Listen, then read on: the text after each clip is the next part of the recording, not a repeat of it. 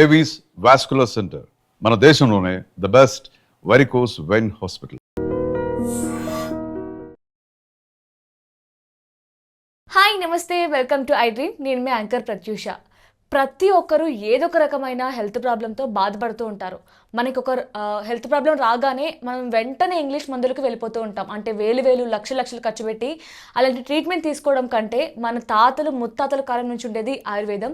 So ఆయుర్వేదంలో ఒంటింటి చిట్కాలకి care of address అయిన 35 years experience ఉన్న డాక్టర్ చిట్టిబొట్ల మధుసూదన్ శర్మ గారు మనతో ఉన్నారు. సో సార్తో మాట్లాడి మరి నిమిషాలు తెలుసుకుందాం.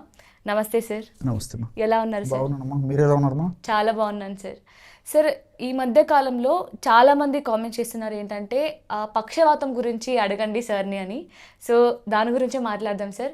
చాలామంది కూడా మనకి పెరాలసిస్ ఎక్కువగా కనిపిస్తుంది సార్. అసలు ఎందుకు వస్తుంది అంటారు పెరాలసిస్? పక్షవాతం, దీన్నే పక్ష ఆఘాతం అంటారమ్మా. వేలాది సంవత్సరాల క్రితమే మన మహర్షులు వారి ఆయుర్వేద వైద్య గ్రంథాల్లో పక్షాఘాతం అనేటువంటి పేరుతో ఈ యొక్క వ్యాధిని గురించి ప్రస్తావించి చక్కటి చికిత్సా విధానాన్ని గురించి కూడా తెలియజేయడం జరిగిందమ్మా. పక్ష ఆఘాతం, పక్షం అంటే హాఫ్ ఆఫ్ ద బాడీ, ఆఘాతం అంటే డ్యామేజ్ కావడం. సో మెదడులో వివిధ రకాలైన కారణాల రీత్యా డ్యామేజ్ కావడం చేత ఆ యొక్క ప్రభావము బాడీలో సగభాగం ఇబ్బంది పడేటువంటి పరిస్థితి ఏదైతే ఉందో దాన్ని పక్ష ఆఘాతం అంటారమ్మా. దీన్నే పెరాలసిస్, హెమిప్లీజియా ఇలాంటి రకరకాల పేర్లతో పిలుస్తుంటారమ్మా. ఈ పక్షవాతము లేదా పక్షాఘాతము లేదా హెమిప్లీజియా లేదా పెరాలసిస్ అనేటువంటి వ్యాధి వచ్చేదానికి ప్రధానంగా 2 రకాలైన కారణాలు. మెదడులో రక్తనాళాలో రక్తం గడ్డగట్టడం ప్రధానమైన కారణమ్మా. అంటే 100 మంది పక్షవాతం పేషెంట్స్ని గమనించినట్లయితే దాదాపు 80 మంది లేదా 90 మంది వరకు కూడా మెదడులో రక్తనాళాలో రక్తం గడ్డగట్టడం వల్ల పెరాలసిస్ వస్తూ ఉంటుంది. రెండవది రక్తనాళాలు చిట్టడం. ఈ రక్తనాళాలు చిట్టడం అనేటువంటి పరిస్థితి తక్కువ శాతం మందిలో ఉంటుందమ్మా. ఈ 2 కారణాల్లో ఏ కారణం వల్ల అయినా పక్షవాతం రావచ్చు. సో ఈ పక్షవాతం వచ్చినప్పుడు సర్వసాధారణంగా కొంతమందికి ముందస్తు ప్రాయంగా కొన్ని లక్షణాలు కనిపిస్తాయమ్మా. కొంతమందికే, అందరికి కనిపించాలని లేదనమాట. కనిపించవమ్మా. కొంతమందికి మాత్రము అంటే కొంచెం ఒక భాగము చచ్చుగా ఉండడము, తర్వాత స్పర్శ తగినట్టు ఉండడము, తర్వాత మిగతా వైపు భాగంతో పోలిస్తే మరొక భాగంలో ఆ చైతన్యం సరిగ్గా లేకున్నట్టు ఉండడము, తర్వాత మాట తడబడుతూ ఉండడము, కొన్నిసార్లు అలా తడబడుతూ ఉంటుంది, మళ్ళీ మామూలు అయిపోతుంది. ఒక్కొక్కసారి కొద్దిగా తలనొప్పి వస్తూ ఉండడము. ఈ విధంగా కొన్ని రోజుల పాటు ఇలాంటి లక్షణాలు కనిపించిన తర్వాత పక్షవాతం వచ్చేటువంటి పరిస్థితి కొంతమంది ఉండేట్లయితే కొంతమందికి ఉన్నటువంటి సడన్గా వచ్చేస్తుందమ్మా. సరే, ఎందుకు అంటారు కొంతమందిలో లక్షణాలు కనిపించడానికి, కొంతమంది కనిపించడానికి అసలు ఏంటి? అదేమ్మా, వాళ్ళు చేసేటువంటి పొరపాట్లు, ఆహార విహారాల్లో చేసేటువంటి పొరపాట్లు, అదేవిధంగా ఈ షుగరు, బీపీ ఇలాంటి కారణాలు, తర్వాత ఈ వెయిట్, ఇలాంటివి అనేక రకాల కారణాలు. వీళ్ళు నియమితంగా ఆహారం తీసుకోకపోవడము, తర్వాత మానసిక ఒత్తిళ్లు, ఇలాంటి వివిధ రకాలైన కారణాల రీత్యా మెదడులో ఇలాంటి మార్పులు జరుగుతుంటాయమ్మా. దీనివల్ల లక్షణాలు అయితే ఈ పద్ధతిలో వస్తుంటాయమ్మా. కాబట్టి కొంతమందికి ఏంటంటే రాత్రి వరకు బాగానే ఉంటుందమ్మా, ఉదయం లేచేసరికి సడన్గా ఈ కాలు చెయ్యి కుడి భాగం కానీ ఎడమ భాగం కానీ మొత్తం చచ్చుబారిపోయేసేసి చైతన్య రహితం అయిపోతాయమ్మా. మాట కూడా తడబడిపోయేటువంటి పరిస్థితి ఏర్పడుతుంది. ఆ విధంగా కొంతమందిలో ఉంటుందమ్మా. కాబట్టి ఈ విధంగా కొంతమందిలో మొదట్లో సూచనప్రాయంగా లక్షణాలు కనిపించేటువంటి పరిస్థితి ఏదైతే ఉందో దీన్ని ట్రాన్సియంట్ ఇస్కీమిక్ అటాక్స్ అంటారమ్మా. Transient ischemic attacks. సో అది కొంతమందిలో కనిపిస్తుంది కాబట్టి వ్యాధి నిర్ధారణ కొంతవరకు ఊహించడానికి అవుతుంది. కానీ మరికొంతమందిలో సడన్గా ఈ పరిస్థితి వస్తుంది కాబట్టి మరి ఆ వచ్చినప్పుడు వెంటనే చికిత్స తీసుకోవడం మంచిది.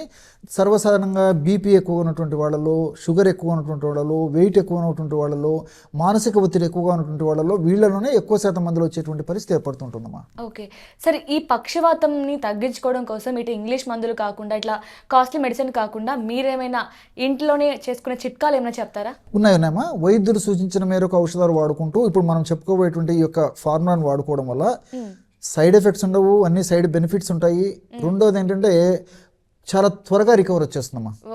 3వ పాయింట్ ఏంటంటే మరలా తరచుగా ఈ సమస్య పునరావృతం కాకుండా కూడా ఇప్పుడు మనం చెప్పుకోబోయేటువంటి ఆహార ఔషధాలు సదా దేహంలో వాటి యొక్క ప్రభావం చూపిస్తూ సదా కాపాడుతుంటాయమ్మా. అంటే తగ్గించుకోవడమే కాకుండా మళ్ళీ రాకుండా కూడా చేస్తారు. అంతే కదమ్మా, తగ్గిపోవడంతోనే కాదు కదమ్మా, మళ్ళీ రాకుండా ఇంపార్టెంట్. మళ్ళీ వచ్చిందనుకో డ్యామేజ్ శాతం మరీ పెరిగిపోతుంది. సో అలా కాకుండా ఉండేందుకు కూడా ఆయుర్వేద ఔషధాలు, ముఖ్యంగా ఒంటింట్లో ఇప్పుడు దొరికేటువంటి నేను చెప్పేటువంటి ఔషధాలు చాలా బాగా పనిచేస్తాయి. ఇప్పుడు ఈ ఫార్ములా చెప్తే చాలా ఆశ్చర్యపోతారమ్మా. అన్నీ మీకు తెలిసినవమ్మా, అన్నీ మన ఇంట్లో ఉండేటివే. సో మొట్టమొదటిది శొంఠి. ఓకే. అల్లాన్ని ఎండబెట్టి తయారు చేసినటువంటి ఇది ఏదైతే ఉందో దాన్ని శొంఠి అంటారు. శొంఠి సర్వసాధారణంగా ఇళ్లలో ఉంటుంది. శొంఠి పొడి కూడా మనకు మార్కెట్లో దొరుకుతుందమ్మా. శొంఠి కొమ్ములు కూడా మార్కెట్లో దొరుకుతాయి. శొంఠి పొడి ఒక 20 grams తీసుకోవాలమ్మా. ఓకే. రెండవది ఆవాలు. ఆ. చాలా ఆశ్చర్యపోతారమ్మా, చెప్తున్నాను కదమ్మా. అసలు ఈ సొంటి ఆవాలతో మనకి పక్షం తగ్గుతుంది. అవునమ్మా, చెప్తానమ్మా. అది కూడా ఆవాలు జస్ట్ కాస్త కొద్దిగా వేయించాలమ్మా, మరి ఎక్కువ వేయించకూడదమ్మా. వేయించేసేసి పొడి చేసేసి ఒక 20 grams ఆవాల పొడి తీసుకోవాలి. శొంఠి పొడి 50 grams, ఆవాల పొడి శొంఠి పొడి 20 grams, ఆవాల పొడి 20 grams. అదేవిధంగా మిరియాలమ్మా, మిరియాలను కాస్త వేయించేసేసి పౌడర్ లాగా తయారు చేసుకొని ఆ యొక్క చూర్ణాన్ని ఒక 20 grams తీసుకోవాలి. సో ఈ మూడు ఒక్కొక్కటి 20 grams చొప్పున తీసుకునేసరికి మొత్తం 60 grams ఔషధం రెడీ అయిపోతుందమ్మా. ఇది నేను క్యాలిక్యులేషన్ వేసి కూడా చెప్తానమ్మా. ఇది 1 month వాడుకోవాలి. ఉదయం 1 గ్రాము, రాత్రి 1 గ్రాము. సరే, మొత్తం కూడా 20 grams అంటే మొత్తం 60 grams వస్తుంది. సో 60 grams అంటే రోజు 2 grams వాడుకున్నట్లయితే ఎన్నాళ్ళు వస్తుంది ఎగ్జాక్ట్లీ అమ్మా? మీకు తెలుసు కదమ్మా, 30 days వస్తుంది. 30 days అయిన తర్వాత మళ్ళీ ఫ్రెష్గా తయారు చేసుకొని వాడుకోవాలమ్మా. ఈ విధంగా అవసరాన్ని బట్టి కొన్నాళ్ళ పాటు రెగ్యులర్గా వాడుకోవడం వల్ల ఫలితాలు చాలా అద్భుతంగా ఉంటాయమ్మా. సో నేను చెప్పినటువంటి పద్ధతిని తయారు చేసుకోవాలి. ఈ విధంగా తయారు చేసుకుని అన్నీ కలిపేసేసి రోజు ఉదయం ఆహారానికి ఒక 10-15 నిమిషాల ముందు, రాత్రి ఆహారానికి ఒక 10-15 నిమిషాల ముందమ్మా. తినే ముందు వేసుకోవాలి. జస్ట్ 1 గ్రామ్ పౌడర్ తీసుకొని చిన్న ప్లేట్ కానీ లేదా తమలపాకులో కానీ వేసేసుకొని కాస్త తేనె కలిపేసేసి రంగరించేసి చప్పరించేసి మింగేసేయాలి. లేకపోతే దీన్ని ఒక 50 ml పాలల్లో కలిపి తీసుకోవచ్చుమా, లేకపోతే వాటర్లో కలిపి తీసుకోవచ్చు. మనసుంటే మార్గం ఉందమ్మా. సో డైరెక్ట్ గా తీసుకోవచ్చు, లేదంటే మిల్క్ లో వాటర్ లో ఎలాగైనా తీసుకోవచ్చు. ఇప్పుడు ఫర్ ఎగ్జాంపుల్ షుగర్ వ్యాధిగ్రస్తులు తేనె వాడకూడదు అంటారు, ప్రాబ్లం అయిపోతుంది. కాబట్టి ఎవరికి ఎలా వీలై ఎలా అనుకూలంగా ఉంటే అలా వాడుకోవచ్చమ్మా. ఏదో ఒక పద్ధతిలో ఈ యొక్క ఔషధాన్ని ఈ యొక్క పద్ధతిలో వాడుకోవాలి. సార్, మరి ఇవే కాకుండా మనకి మార్కెట్లో ఏమైనా ఆయిల్స్ అలా ఏమైనా ఉంటాయి అంటే రాసుకోవడానికి? చెప్తానమ్మా, మార్కెట్లో దొరికేటువంటి ఔషధాలు కూడా చెప్తానమ్మా. దీని గురించి చాలా ఆశ్చర్యపోతారు. కాబట్టి ఈ రోజుల్లో ఏంది భాష అంటే ఎక్కడ పనిచేస్తుంది, మరి ఆవాలు ఎక్కడ పనిచేస్తాయి, మిరియాలు అంటారమ్మా. శాస్త్రీయంగా చెప్పిన తర్వాత మీరు అడిగినట్లే మార్కెట్లో దొరికేటువంటి ఆయిల్స్ కూడా చెప్తానమ్మా. ఎందుకంటే ఈ రోజుల్లో ఏమంటే భౌతిక ప్రపంచం కదమ్మా, చిన్న చిన్న వాటి మీద లక్ష్యం తక్కువ, ఎక్కడ పనిచేస్తాయి అనుకుంటారు. నార్మల్ గా అసలు ఆవాల వల్ల ఎంత బెనిఫిట్ ఉంటుందని నాకు కూడా తెలియదు. మా చాలా మందికి ఐడియా ఉండదమ్మా. శొంఠిలో షాగోలు, జింజరాలు అనేటువంటి రసాయన పదార్థాలు ఉంటాయమ్మా. అదేవిధంగా కుర్కుమిన్ అనేటువంటి రసాయన పదార్థము, తర్వాత శాలిసైలిక్ యాసిడ్, ఇలాంటివి అనేక రకాల రసాయన పదార్థాలు అన్నమా. ఇవన్నీ కూడా ప్రత్యక్షంగా పరోక్షంగా ఇన్ఫ్లమేషన్ తగ్గించేందుకు ఉపయోగపడతాయి. మెదడులో వివిధ రకాలైన కారణాల రీత్యా రక్తనాళాల్లో మార్పు జరిగిందంటే ఇన్ఫ్లమేషన్ అనేటువంటి ప్రక్రియ జరుగుతుంటుందమ్మా. ఇన్ఫ్లమేషన్ అనేటువంటి ప్రక్రియను తగ్గించేందుకు, ఇన్ఫ్లమేషన్ ప్రక్రియలో తయారైనటువంటి హానికారకమైన రసాయన పదార్థాల యొక్క శక్తిని తగ్గించేందుకు, ఆ పదార్థాల యొక్క ఉత్పత్తిని తగ్గించేందుకు శొంఠిలో ఉన్నటువంటి నేను చెప్పినటువంటి జింజరాలు, షాగోలు, శాలిసైలిక్ యాసిడ్, కుర్కుమిన్ ఇవన్నీ ప్రత్యక్షంగా పరోక్షంగా ఉపయోగపడతాయమ్మా. రక్త సరఫరా బాగా చేసేటువంటి శక్తి శొంఠికి ఉంది. అంతేకాకుండా ఈ రక్తనాళాల్లో అవరోధాన్ని తొలగించేదానికి, అంటే కొవ్వు పదార్థాల వల్ల అవరోధం ఉండవచ్చు, ఫ్యాట్ వల్ల అవరోధం ఉండవచ్చు, ప్లేట్లెట్స్ వల్ల అవరోధం ఉండవచ్చు, అవరోధాన్ని తొలగించేందుకు కూడా శొంఠి పని చేస్తుందమ్మా. సో ఈ విధంగా చెప్తే చాలా మందికి నిజంగా క్లారిటీ వస్తుంది, ఆశ్చర్యం వేస్తుందమ్మా. అదేవిధంగా రెండవ పదార్థంగా ఆవాలమ్మా. సో ఆవాలలో ఐసోర్ హార్మినిటిన్ అని చెప్పేసి ఒక రసాయన పదార్థం ఉందమ్మా.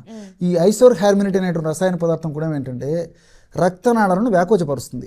అంటే రక్తనాళాలు సంకోచ వ్యాకోచం బాగా జరిగినప్పుడు రక్త సరఫరా ఆయా భాగాలకు, ఆయా కణాలకు బాగా జరుగుతుంటుందమ్మా. ఈ ఆవాలను ఈ పద్ధతిలో వాడుకోవడం వల్ల రక్తనాళాలు వ్యాకోచం చెంది సంకోచ వ్యాకోచాలు బాగా జరగడం వల్ల ఆ కణజాలాలు, కణాల దగ్గర మెదడులో ముఖ్యంగా ఈ పోషకాంశాలు బాగా అందుతుంటాయమ్మా. ఆక్సిజన్ బాగా జరుగుతుంది. ఆక్సిజన్ బాగా అంది, పోషకాంశాలు ఎప్పుడైతే బాగా అందుతాయో అక్కడ అనారోగ్యమైన పరిస్థితి ఉండదు, ఉన్నప్పటికీ త్వరగా రికవర్ అయిపోతుంది. అదొకటి. రెండవది ఆవాల్లో సినిగ్రిన్ అనేటువంటి రసాయన పదార్థం కూడా ఉంటుందమ్మా. ఇది కూడా బెస్ట్ యాంటీ ఇన్ఫ్లమేటరీ ఏజెంట్. నేను ఇంతకుముందే చెప్పినాను, యాంటీ ఇన్ఫ్లమేటరీ అంటే ఇన్ఫ్లమేషన్ అనే ప్రక్రియ జరిగేటప్పుడు ఇలాంటి సమస్యలన్నీ కలుగుతుంటాయి.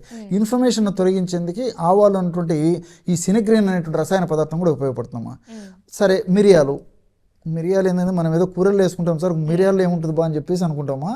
పిట్ట కొంచెం కూతగనం అన్నట్లు మిరియాలు చూడడానికి చిన్నగా ఉన్నప్పటికీ ఫలితం ఔషధ శక్తులు చాలా ఉంటాయమ్మా. సో ఆ మిరియాల్లో పెప్పరిన్ అనేటువంటి రసాయన పదార్థం ఉందమ్మా. ఈ పెప్పరిన్ అనేటువంటి యొక్క రసాయనిక పదార్థం కూడా ఈ సంకోచ వ్యాకోచాన్ని బాగా చెరిగేట్టు చేయడం కాకుండా రక్తనాళాల్లో రక్తం సజావుగా ప్రవహించేందుకు ఉపయోగపడుతుంది.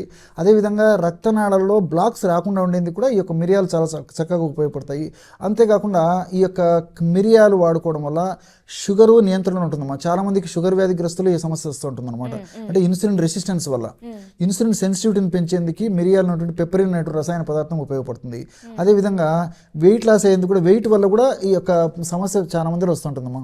వెయిట్ ఉన్నటువంటి వాళ్ళలో కూడా ఈ పెరాలసిస్ సమస్య వస్తుంటుంది అనమాట.